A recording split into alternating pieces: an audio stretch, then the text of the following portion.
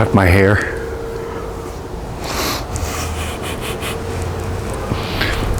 I want to show you something. Look at the grass. Check this out. Of course, bare feet in the earth, which is something I do nearly every video. Check these trees. Check the canopy I've got. Isn't that amazing? Look at that.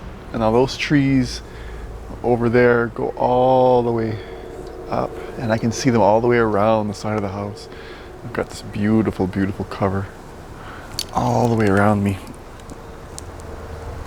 It's so inspiring to come out here and film when I feel that where I live is surrounded by nature.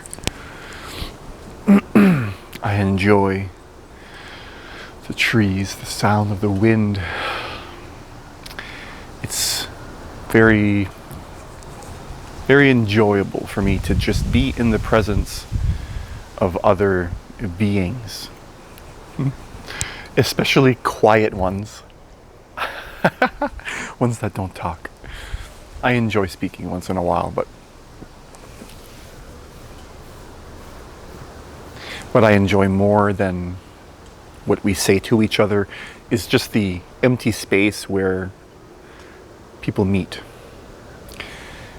where you meet nature, where you are both being. I posted one of my quotes. Nearly all my content is original.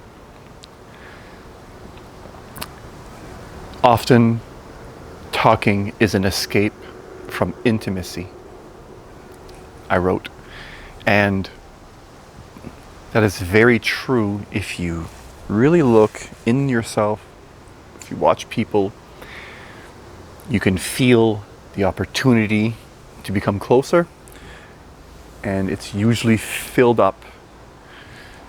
The emptiness, the silence, that vulnerability is oftentimes immediately covered up with words, and you can see a person fidgeting and looking everywhere. Oh, okay, right, okay, yeah, that's right, okay, I gotta do.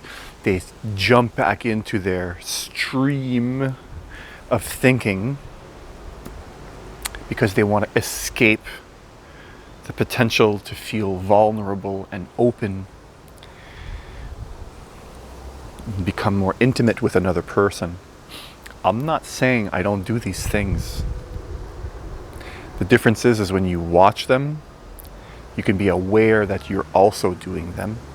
And if you notice that you don't feel good, it doesn't feel right for you, then because you're watching, it provides you an opportunity to be able to step into yourself in the moment and then take action right then and there. You can say to yourself, this is what I feel. Let's have an experiment.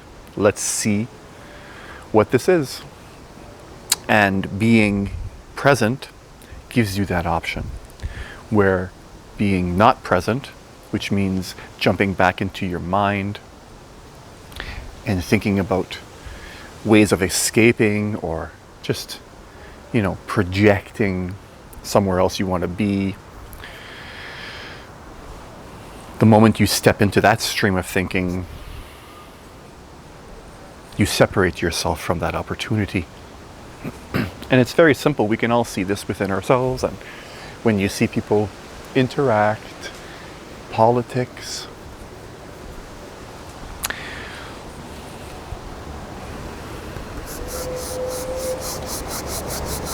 so a person can practice this intimacy with something like a tree, something like grass, an animal.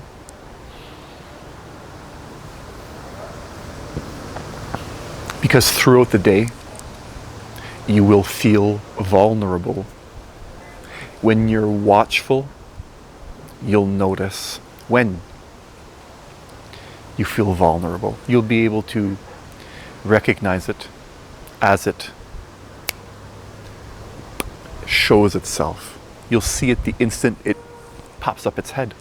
You'll feel it. It'll speak to you in feeling.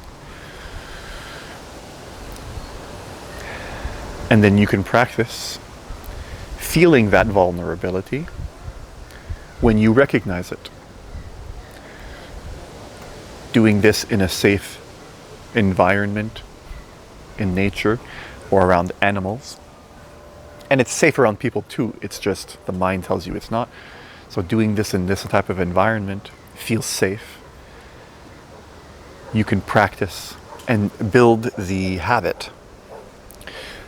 Neuroplasticity, the more you do something, the stronger the connection in your brain becomes, and that becomes easier to do every time, each time you act on it.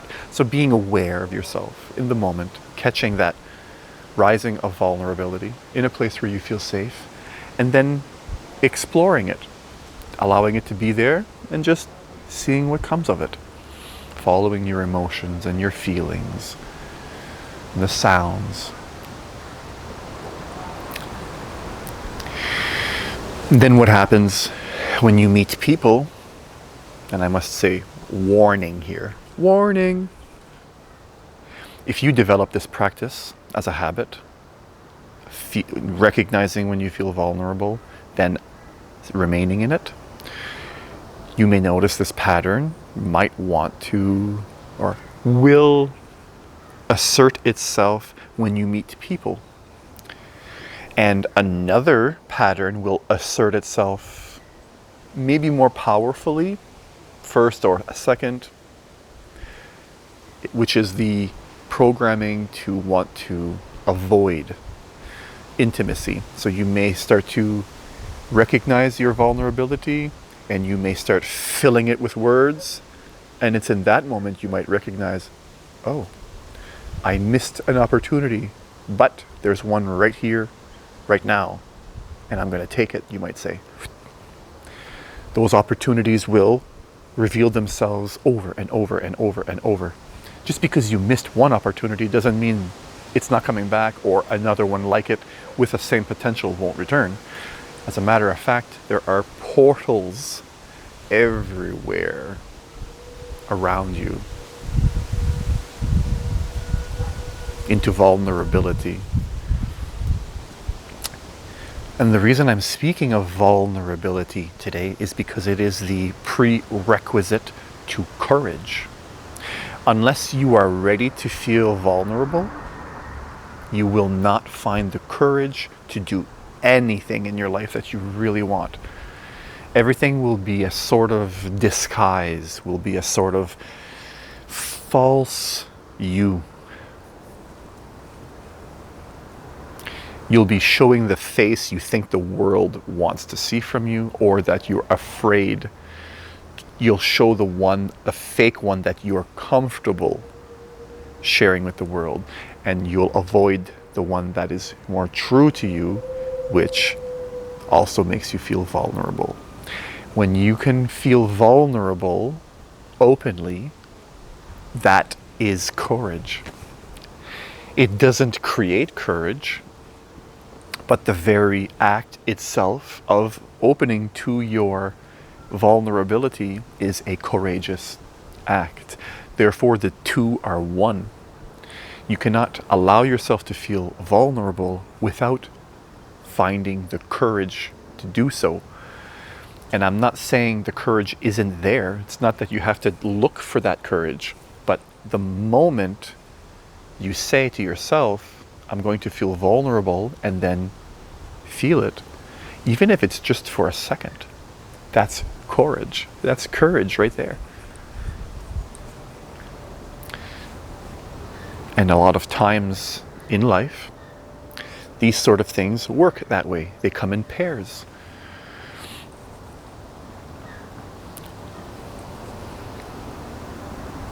And courage is tied to and paired with a lot of the things that we need to grow. One could say that lack of courage in one's being is the cause of all negativity in your life. Because the minute you're courageous enough to feel negative, to feel it, to not run from it, what happens to it? Negativity cannot be in the place of courage. The two can't act together.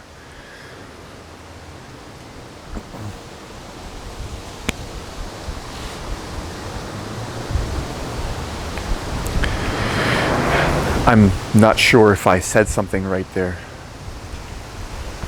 So let me just, because I kind of forgot what I was saying. I was talking about courage and then saying how one doesn't work with the other. And I'm not sure if I said, I'll have to watch the video. And if I made a mistake, that's fine.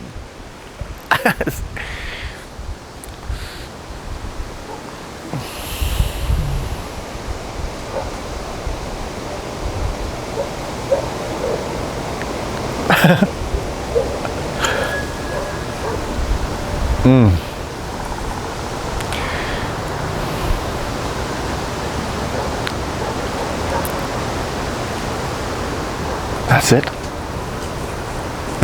That's it.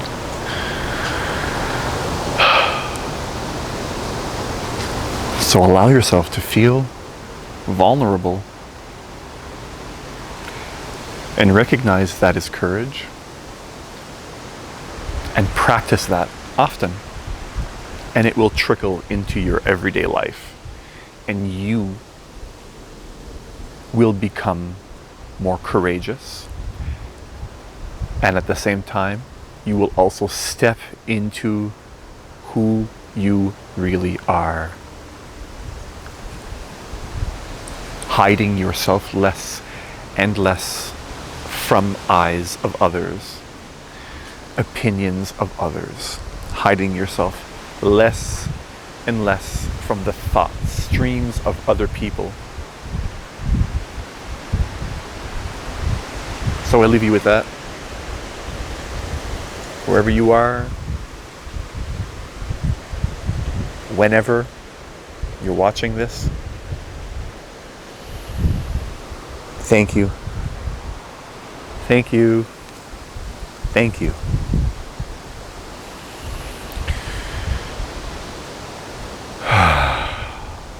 What a beautiful day. Peace.